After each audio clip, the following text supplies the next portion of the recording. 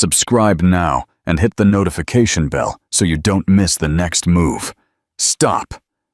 They thought Eleanor Vance was home crying. She was actually buying a $10,000 dress and hiring the best private detective in the city. Tell us in the comments, do you believe a person can be completely betrayed and still achieve victory? What would you do in a situation like this, Part 1? The coronation of audacity. The young woman in Scarlett Valentino, clinging to Alexander Sterling's arm at the Grand Astor Club in New York, knew 3 crucial things. First, that Eleanor Vance had orchestrated every detail for her to be there that night. Second, that the flash drive in Eleanor's Hermes bag contained photos of Scarlett with 2 other married men over the last 6 months.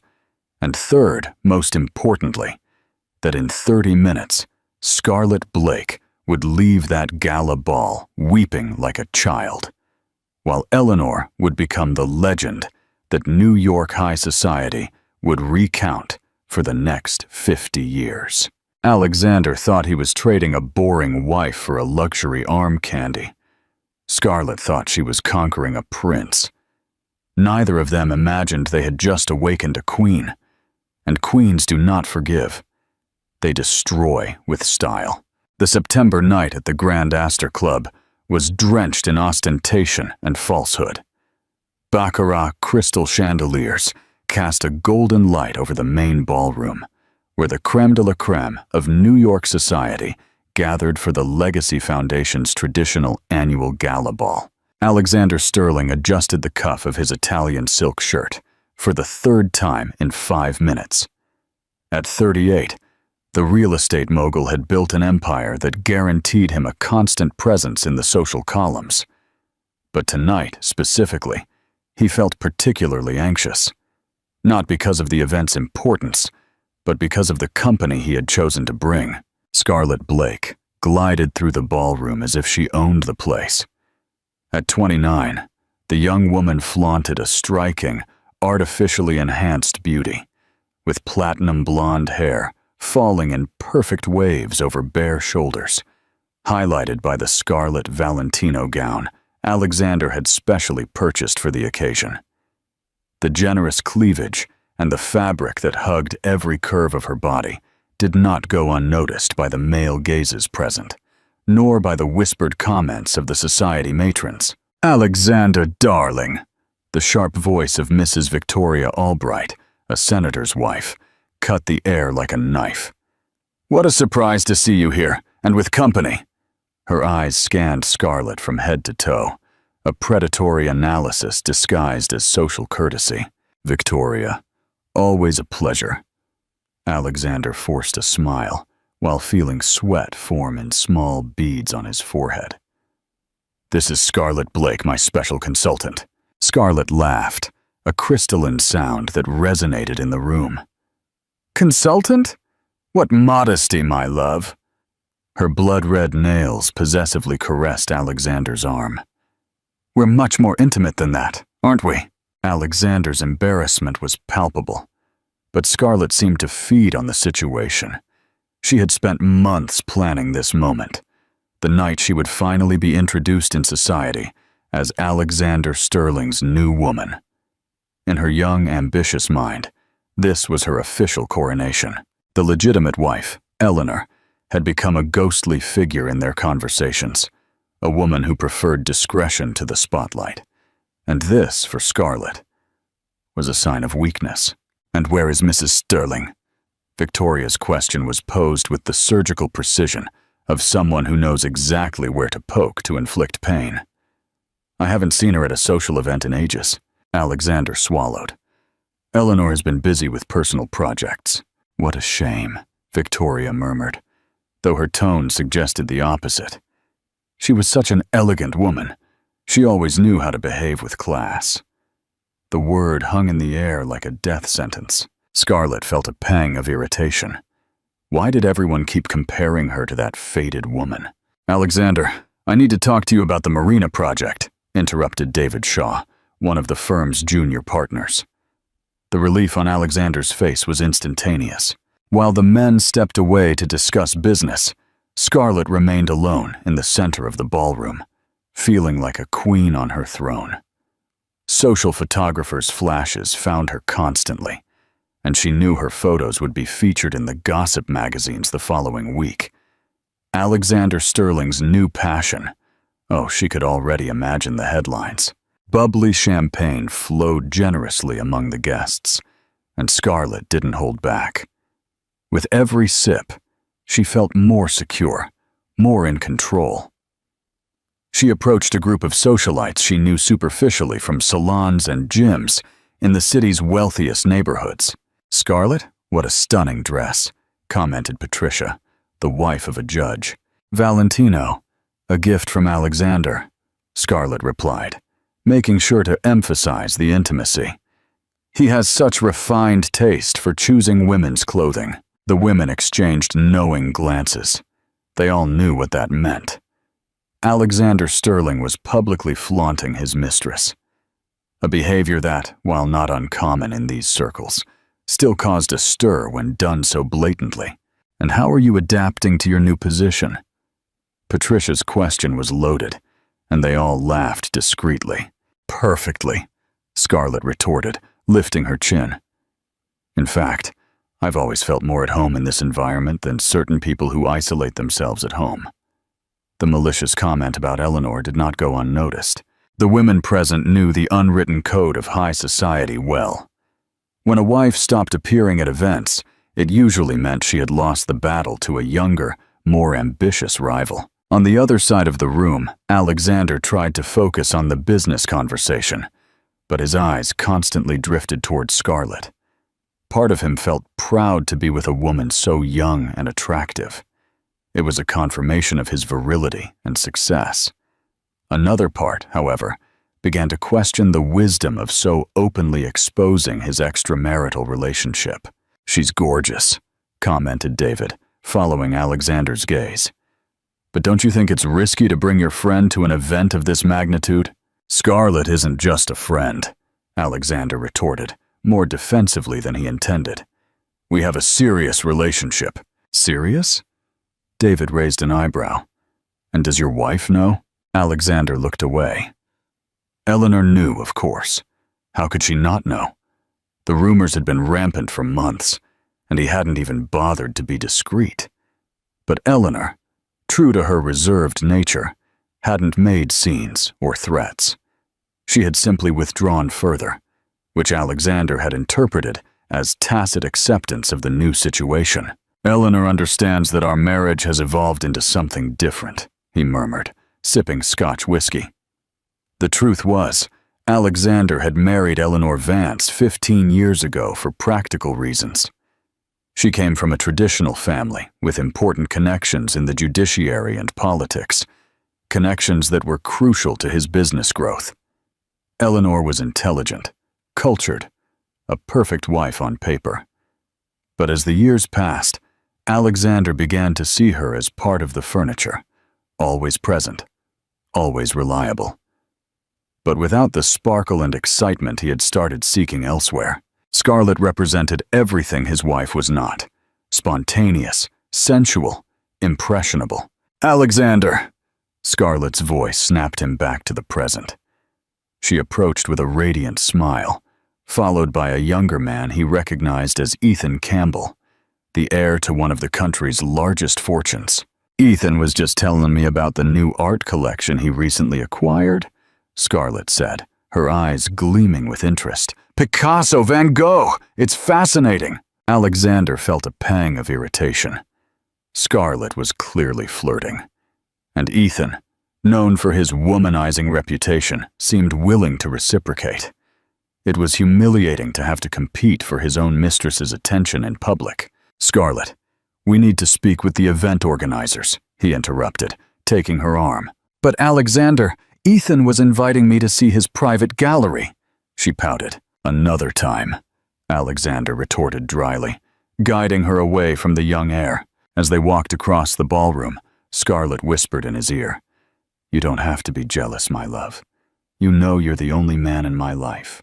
The words were supposed to reassure him, But Alexander felt a growing unease. There was something about Scarlett's attitude tonight, an excessive confidence, an assumption that her place was guaranteed, that deeply bothered him. Near the main table, where event organizers and important politicians were seated, Alexander saw Dr. Julian Hale, an influential society columnist. The man was observing them with evident interest, already mentally drafting the note that would appear in his column the next day. Alexander Sterling, it's been a while. Julian approached with a smile that didn't reach his eyes. And this lovely young woman must be Mrs. Sterling? The silence that followed was deafening. Alexander felt his face flush as Scarlett, far from being embarrassed, smiled even wider. Not yet, she retorted with a giggle. But who knows, maybe soon. The insinuation was crystal clear. Scarlett was not content with just being the mistress.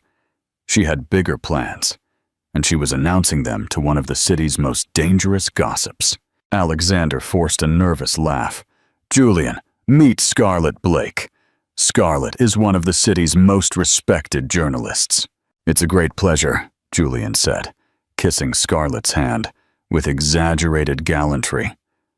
I imagine we'll have much to talk about in the near future. The veiled threat did not go unnoticed by Alexander. Julian Hale had the power to make or break reputations with a single column.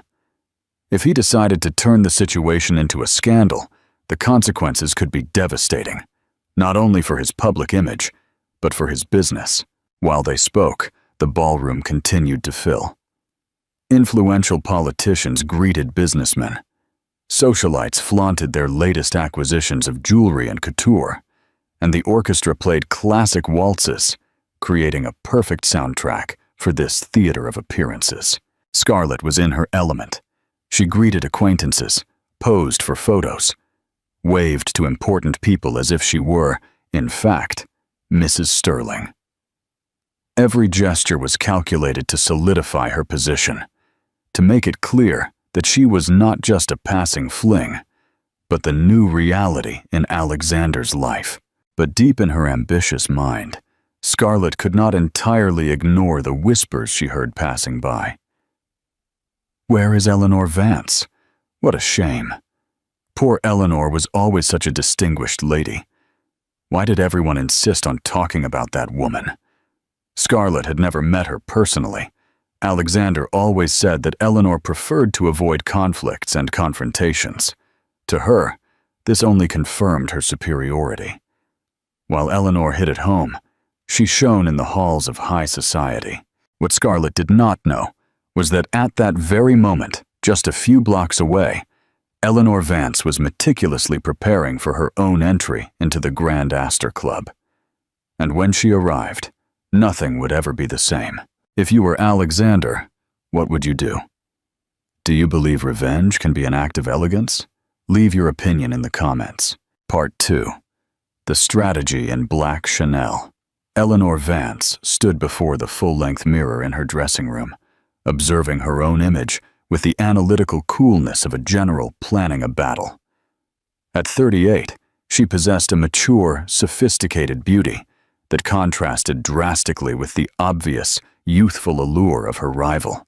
Her dark brown hair fell in soft waves to her shoulders, framing a face with classic features that needed no heavy makeup to make an impact. The dress she had chosen for the night was a masterpiece of French haute couture, a black Chanel couture with an impeccable cut, featuring pearl details that ran across the discreet yet elegant neckline. The piece had cost more than many cars, but it wasn't the price that made it special. It was what it represented. Power, class, legitimacy. Everything Scarlett Blake was trying to purchase with borrowed money from another woman's husband. Eleanor knew exactly what was happening at the Grand Astor Club at that moment. She had received no less than 15 calls from concerned friends throughout the week, each eager to be the first to tell her about the public humiliation Alexander was inflicting. What none of them knew was that Eleanor had orchestrated every detail of that situation. "Ma'am, "The car has arrived," announced Maria, her housekeeper for over a decade. The middle-aged woman looked at Eleanor with equal parts admiration and concern. "Are you sure you want to do this?" Eleanor smiled, the first genuine smile she had worn in months. "I've never been so sure of anything in my life, Maria."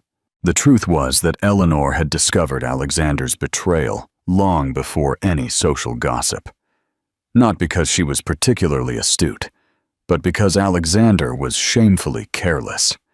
Receipts for expensive restaurants for two when he was supposedly at work meetings, charges for jewelry and dresses on his corporate card, a woman's perfume on his clothes that was definitely not hers. During the first few months, Eleanor felt the familiar pain of betrayal, the wound to her ego, the feeling of inadequacy, the questioning of where she had failed as a wife. But then, on a particularly melancholy Tuesday afternoon, something shifted. She was looking through a wedding photo album when she came across an image of herself on her wedding day. In that photo, she radiated a light that had been lost during the years of marriage. It was at that moment that Eleanor grasped a liberating truth. She hadn't lost Alexander because she failed as a wife. She had lost Alexander because he failed as a man. Based on this epiphany, Eleanor began to plan. Not a vulgar, emotional revenge, but a cold, surgical strategy that would not only expose the couple's farce, but also guarantee her the freedom she had subconsciously desired for years. For the next 6 months, Eleanor watched. She discreetly hired a private investigator, not to confirm the betrayal she already knew, but to meticulously document it. Photographs, videos, hotel records, even recordings of compromising conversations Alexander and Scarlett had in public places, thinking they were safe in the bubble of arrogance they had created. More importantly, Eleanor used this time to reorganize her finances. Alexander always assumed she was financially dependent on him, an ignorant, sexist assumption.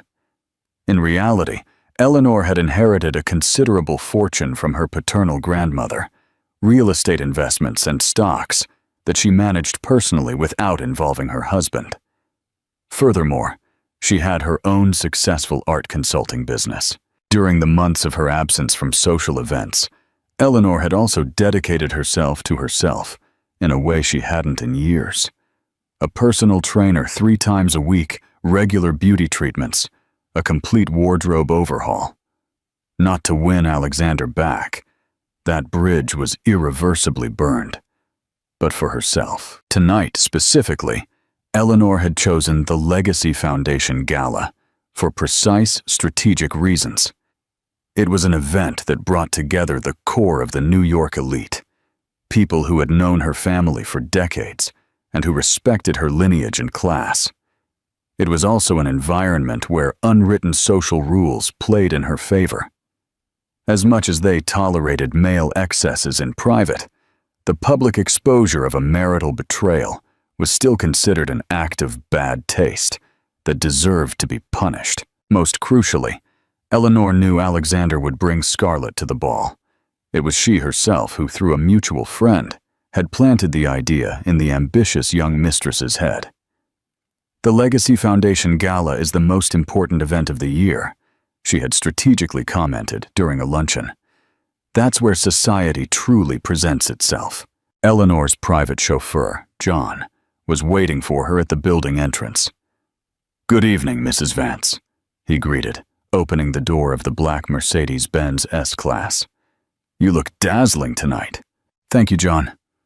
To the Grand Astor Club.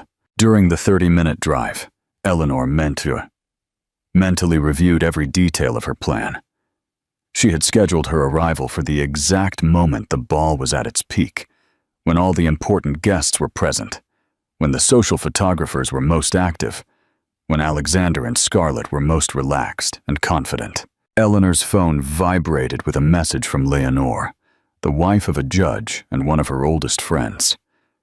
"Darling, they are shamelessly exhibiting themselves. She is practically announcing herself as your replacement. Come fast and end this farce. Eleanor smiled, reading the message.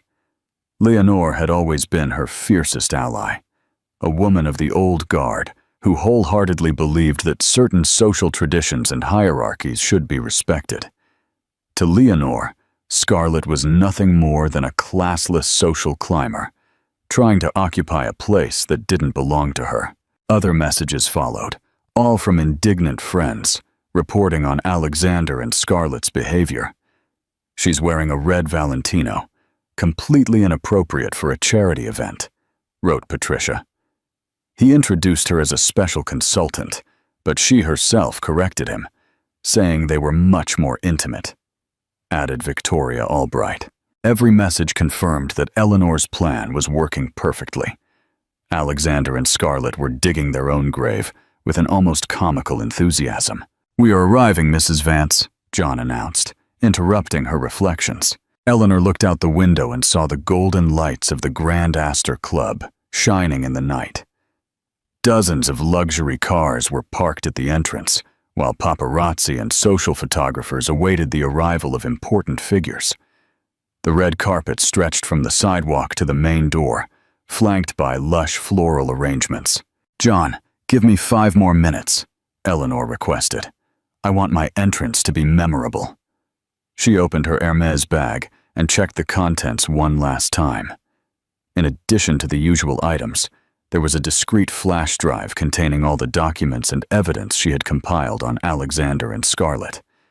She didn't plan to use it tonight, but it was always good to have an ace up her sleeve. Eleanor also carried something far more powerful than any physical evidence: the absolute certainty that she was doing the right thing. For 15 years, she had been the discreet, perfect wife who solved problems without making waves. Tonight, she would be the opposite. "Now, John, it's showtime." The driver smiled through the rearview mirror. He had watched Eleanor grow from a shy young woman to a powerful one, and he knew this night would be historic. When the Mercedes stopped in front of the Grand Astor Club, a murmur spread among the photographers. Eleanor Vance had become a mysterious figure in recent months. Her absence from social events had generated speculation and conspiracy theories. Now, her reappearance promised answers. John got out of the car and walked calmly to the rear door.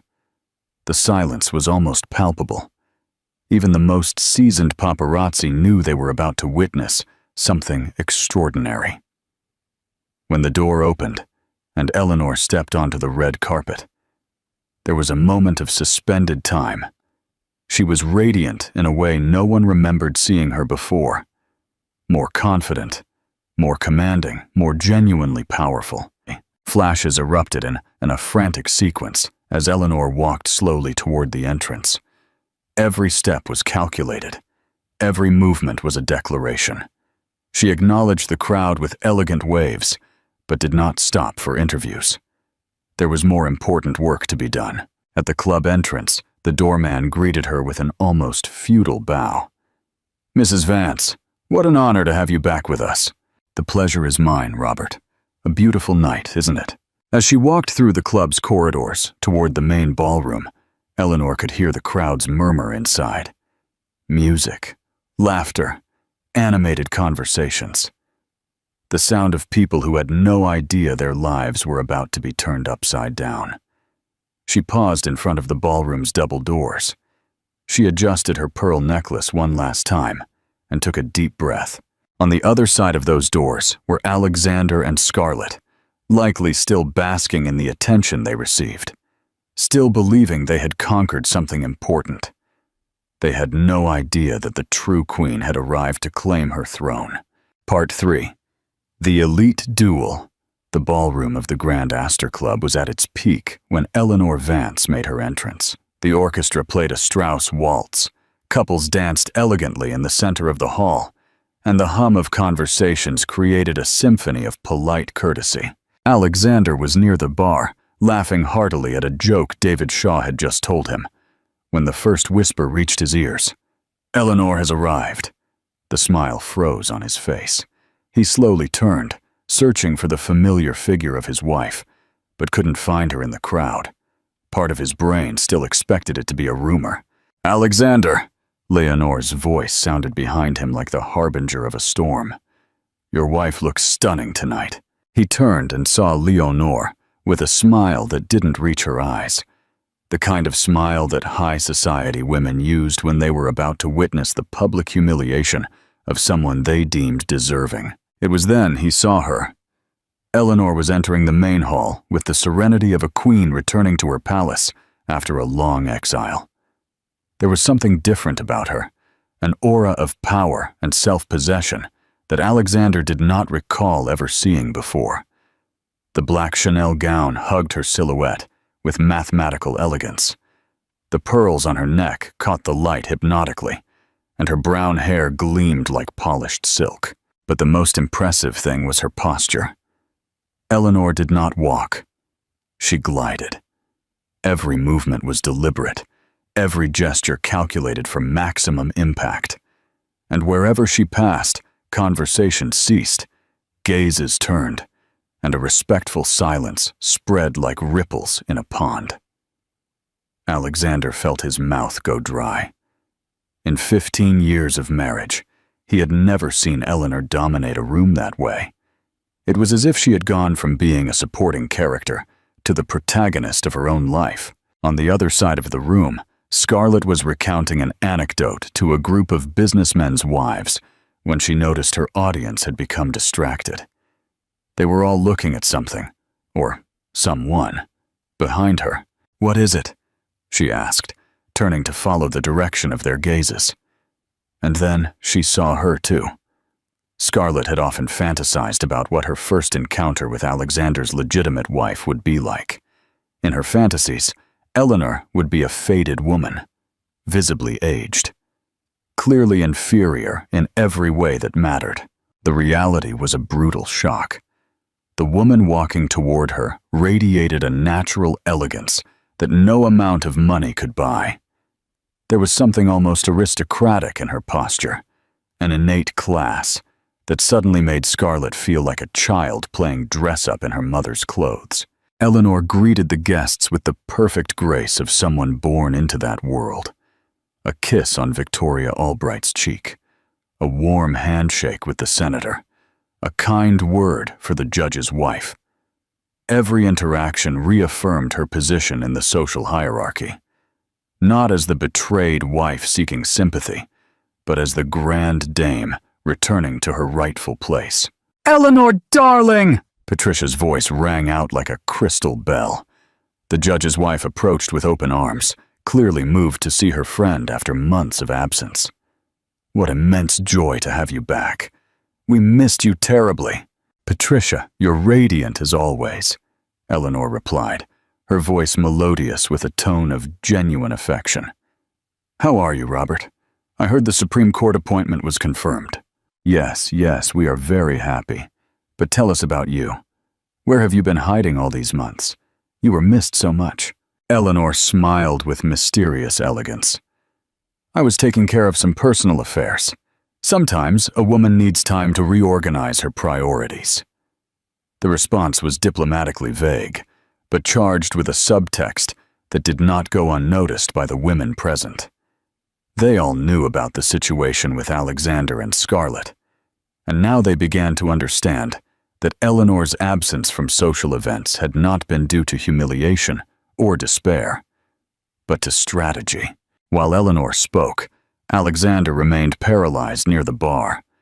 Part of him wanted to approach, greet her as if nothing had changed, maintain the facade of a harmonious marriage they had always presented in public. The other part, the cowardly, guilty part, just wanted to disappear. The decision was taken by Scarlett. The young woman, fueled by a toxic mix of jealousy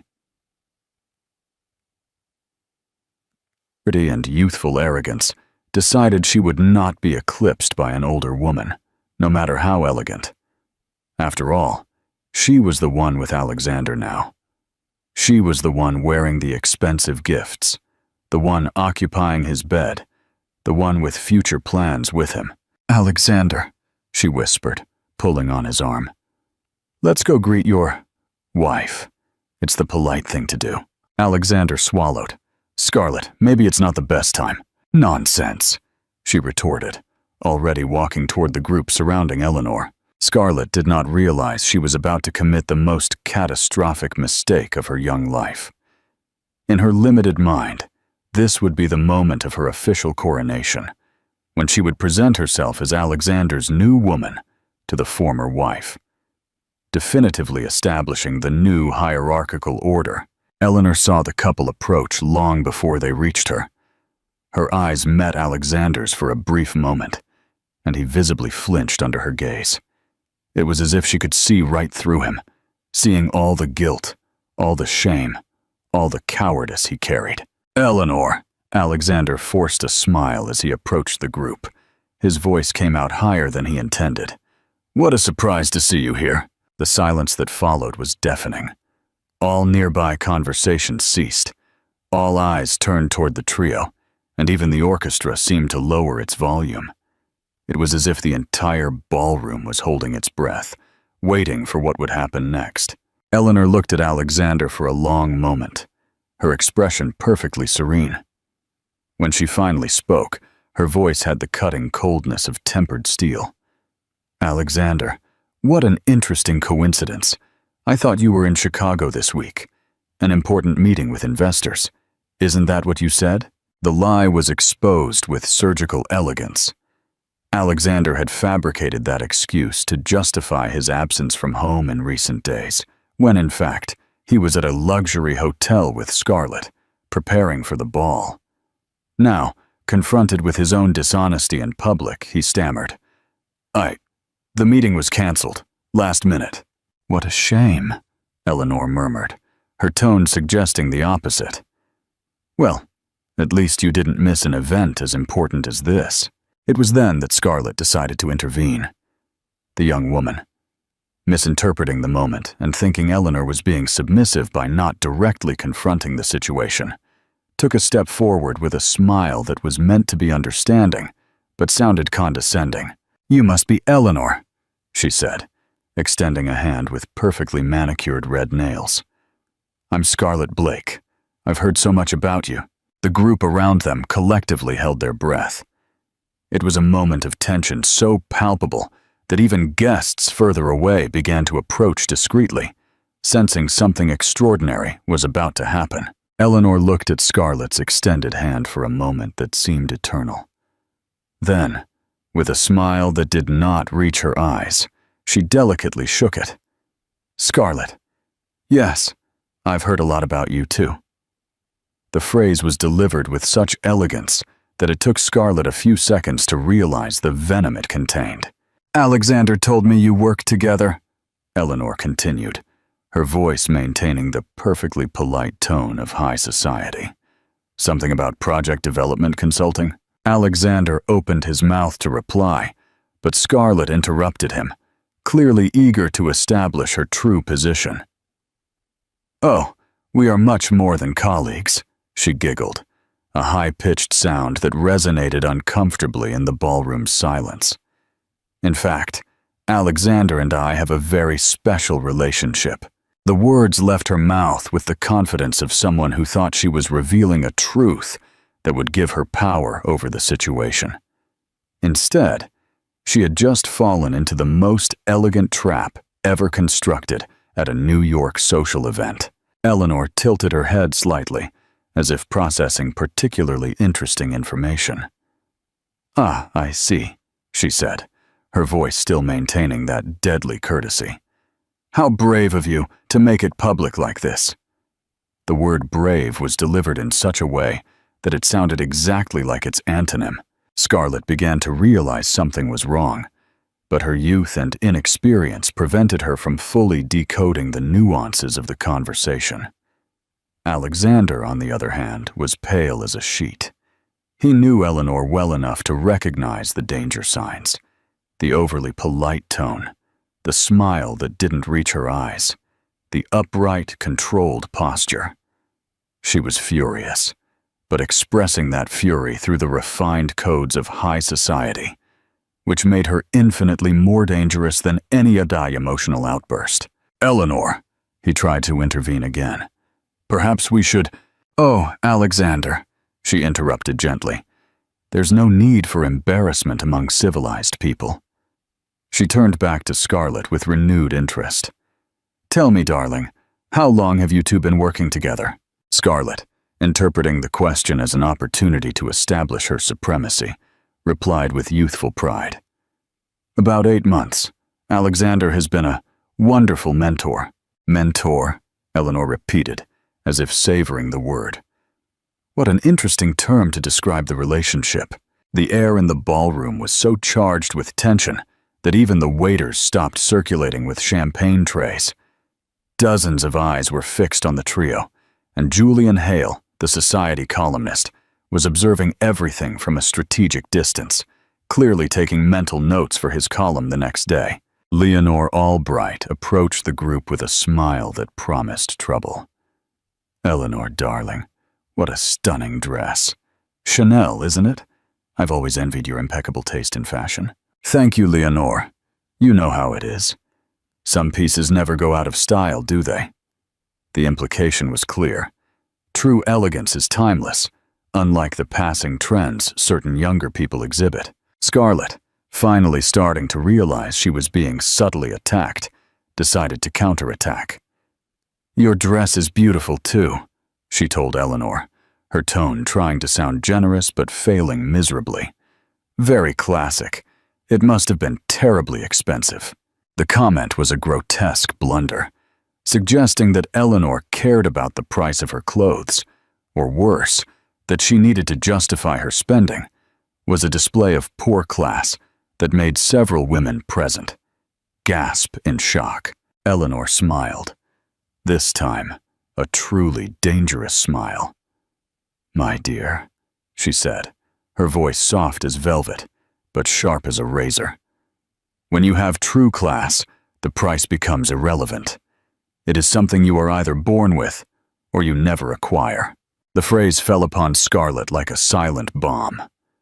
For a moment, the young woman was speechless, slowly processing the fact that she had been publicly outclassed in the most elegant way possible. Alexander tried to intervene again, his voice desperate. Well, I think we should all— Alexander, Eleanor interrupted him again, this time turning her full attention to him.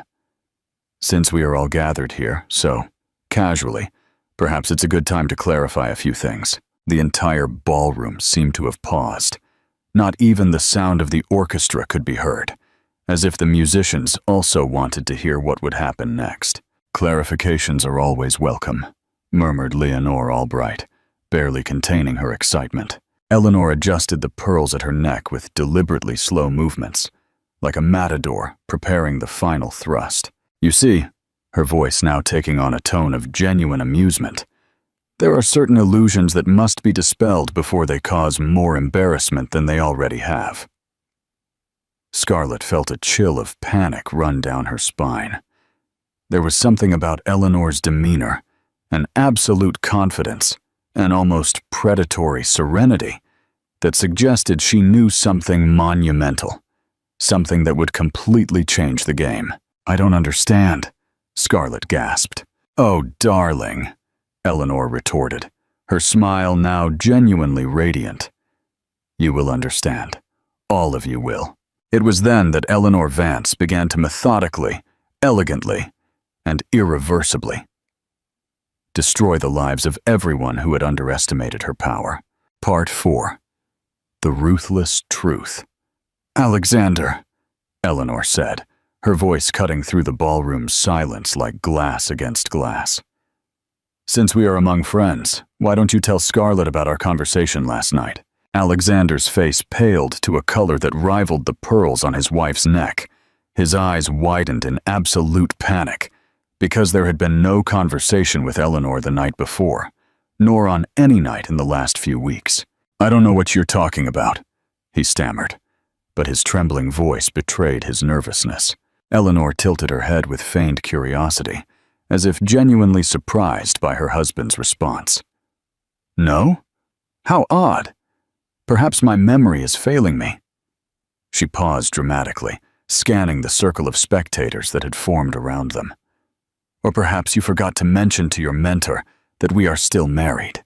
The word mentor was delivered with such irony that several people in the group had to stifle nervous giggles. Scarlett felt the blood rush to her face, finally realizing she was being publicly ridiculed.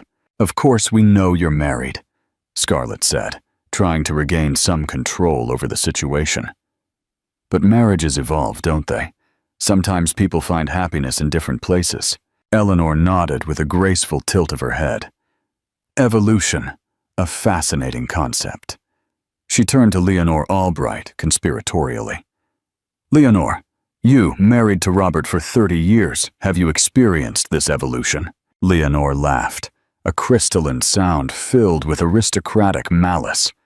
"Never, darling. Robert knows his place very well." The comment was a direct stab at Alexander's masculinity, suggesting he had failed as a man by not maintaining order in his house. Several men present coughed uncomfortably, while their wives exchanged glances of approval.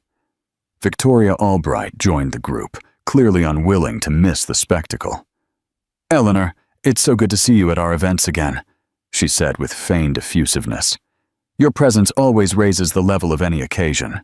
"That's very kind, Victoria. I was just explaining to young Scarlett how certain traditions work in our society." Scarlett felt increasingly cornered. There was something about the way these women spoke, always polite, always elegant, yet carrying a subtle venom that she could not counteract because she did not master the necessary social codes. "Traditions can be outdated," she said, trying to sound sophisticated. "The modern world allows people to be more authentic in their relationships." The silence that followed was so deep, you could hear the clinking of the chandelier crystals swaying gently with the air-conditioning breeze. Eleanor looked at Scarlett for a long moment, like a feline studying its prey before the fatal pounce. "Authenticity," she repeated slowly. "What a powerful word. You are right, dear. Authenticity is key." She paused, her smile turning predatory. "That's why I think it's time we were completely authentic about this situation." Alexander tried desperately to intervene. "Eleanor, perhaps this isn't the place." "Oh, but it is exactly the right place," she interrupted, her voice still maintaining that deadly courtesy. "After all, it was here you chose to make your association public. It's only fair to clarify a few details for our dear friends." Julian Hale had discreetly moved closer, his expression that of a journalist, scenting the story of the century. Other guests also approached, creating an ever-widening circle around the central trio. "You see," Eleanor continued, addressing the audience directly, "Dear Scarlett believes she conquered my husband's heart through her youth and authenticity." She paused for dramatic effect. "What she doesn't know is that Alexander has a very specific pattern when it comes to his extramarital affairs." Scarlett's eyes widened, suddenly realizing she was about to discover something devastating. "A pattern?" Leonore asked, clearly enjoying the moment. "Oh yes, young, ambitious women, from humble backgrounds, easily dazzled by expensive gifts and promises of social ascent." Eleanor listed the characteristics with the precision of a scientist cataloging specimens. "In the last 15 years, there have been at least, let me see, 6 of them." The number fell upon Scarlett like a hammer. She wasn't special. She wasn't unique. She was just the most recent in a long line of temporary replacements. Alexander was visibly desperate. "Eleanor, please!" "Oh, Alexander, don't be modest," she said with false admiration. "You have a special talent for finding these girls, always with the same profile. Receptionists, secretaries, flight attendants, young, impressionable women who mistake male attention for true love." Patricia Albright couldn't contain a giggle. "And what happened to the other 5, darling?" "Well," Eleanor replied, as if recounting a funny anecdote at a tea party, "some were discreetly dismissed when they started making inconvenient demands. Others realized for themselves that they weren't as special as they imagined. 1 or 2 even managed advantageous marriages with more available men." Scarlett felt the world spin around her. Everything she had believed about her relationship with Alexander, her uniqueness, their future plans, her privileged position, was crumbling like a house of cards. But the thing is, Eleanor continued, speaking directly to Scarlett now, you made one mistake none of the others made. What mistake? The question came out as a choked whisper. You thought you had won. The words fell upon Scarlett with the weight of a judicial sentence. She looked around, seeing for the first time the expressions of the guests. Not admiration or envy, as she had imagined, but pity mixed with aristocratic disdain. Alexander never told me about the others, she stammered, turning to him for a denial, an explanation, anything to restore her reality. Alexander couldn't meet her eyes. His guilt was etched onto his face like a tattoo. Of course he didn't tell you, Eleanor said softly. Why would he?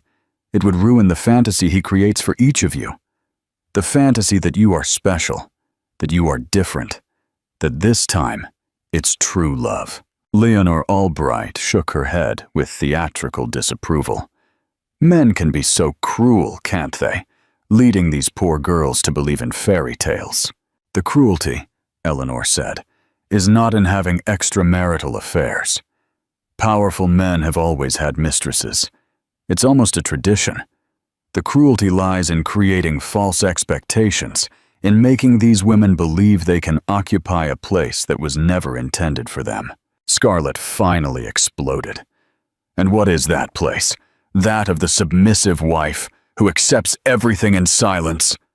The entire ballroom held its breath.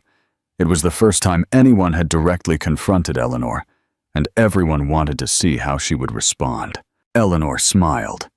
Not the elegant, controlled smile she had maintained all night, but a genuine, almost amused one. "Oh, my sweet girl," she said, her voice tinged with a blend of pity and condescension. "You really don't understand, do you? Do you think I'm here, as the humiliated wife, trying to win back an unfaithful husband?" She paused. Her eyes scanned all the faces around her. "I didn't come here to fight for Alexander. I came here to give him back to you." The silence that followed was absolute. Not even the sound of the waiter's shoes on the marble could be heard. "Give him back?" Scarlett repeated. Utterly confused. "Yes, darling. You can keep him." Eleanor made an elegant gesture with her hand, as if delivering an undesirable gift. "In fact, I insist you keep him. After all, you both deserve each other." Alexander finally found his voice. "Eleanor, what are you talking about?" "I'm talking about freedom, Alexander. Yours and mine." She opened her Hermes bag and pulled out a sealed envelope. "The divorce papers were filed yesterday. You should receive official notification on Monday." The envelope passed from hand to hand, like a grande without a pin. Alexander held it with trembling fingers, his face expressing absolute shock. "But we never even discussed this?" "Yes, we did. For 8 months, Alexander. Every time you came home smelling of another woman's perfume. Every time you lied about where you had been. Every time you treated me like a piece of furniture that decorates the house but doesn't participate in the life happening inside it." Eleanor's voice remained serene, but there was tempered steel in every word. The conversation had been long and unilateral, but it happened.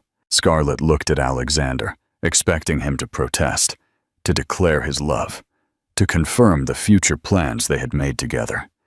Instead, he looked at the envelope as if it were a bomb about to explode. "How much do you want?" was the first thing he managed to say. The question revealed so much about his character that several women present made barely disguised gestures of disgust. "Oh, Alexander," Eleanor said, shaking her head with feigned sadness. "Always reducing everything to money. I don't want your money, darling. I have my own." "Your own?" "Yes. Grandmother Beatrice's inheritance, which you always assumed was insignificant, because it was just women's things like properties and stocks. In reality, it's worth more than your company." She smiled. Much more. The shock on Alexander's face was comical.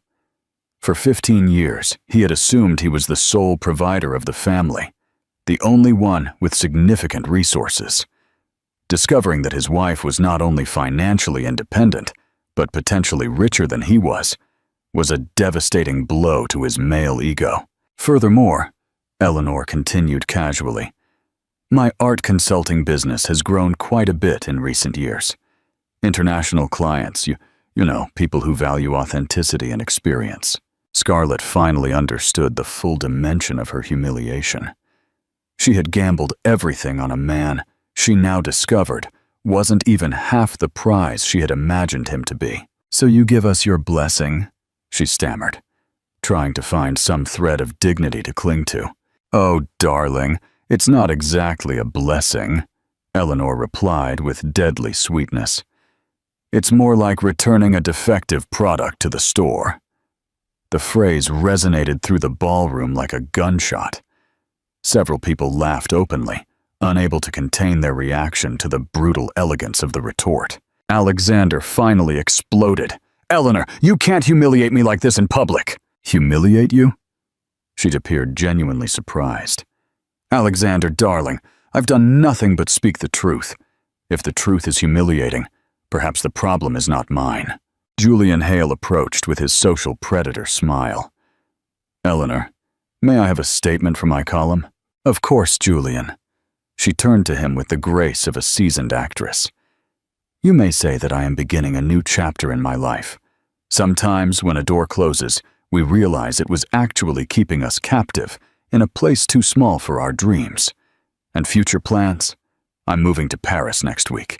I have some interesting projects waiting for me there. The word Paris landed on Alexander as a final sentence. Eleanor wasn't just divorcing him.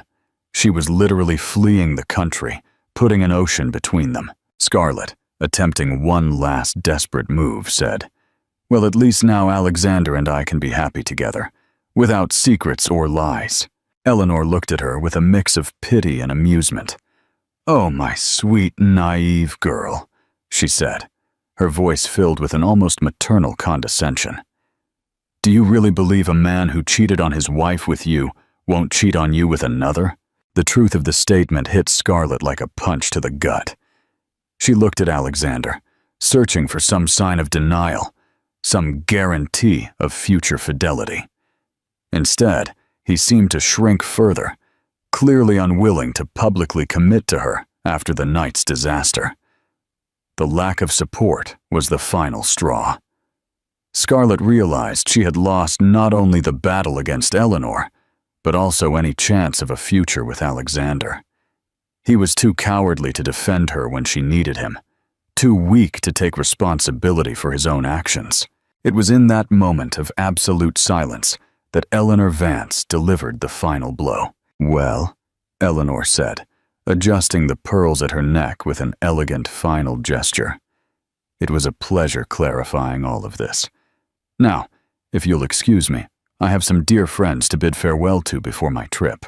She turned to leave, but stopped as if recalling something important. Oh, and Scarlett? The young woman looked up with hope, perhaps believing Eleanor would offer some word of reconciliation or advice. The red dress looks beautiful on you, but for charity events, more subdued colors are more appropriate. It's a matter of social etiquette. The final critique was delivered with such elegance that even the most seasoned observers needed a few seconds to fully process the brutality of the comment.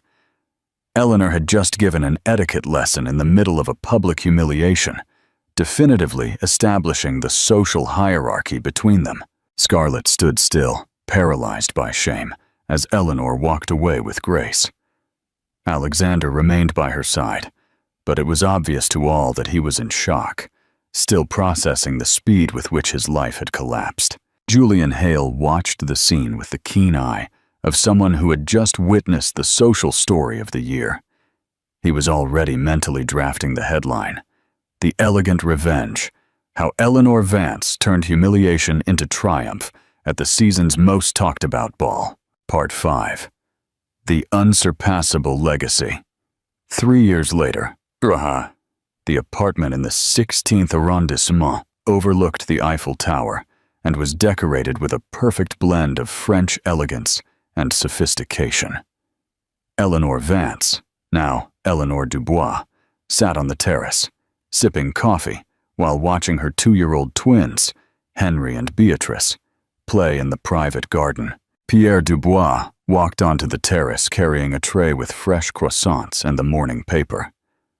"Mon amour," he said, kissing Eleanor's forehead gently. "There is an interesting article here about America." Eleanor smiled, accepting the cup of coffee he offered.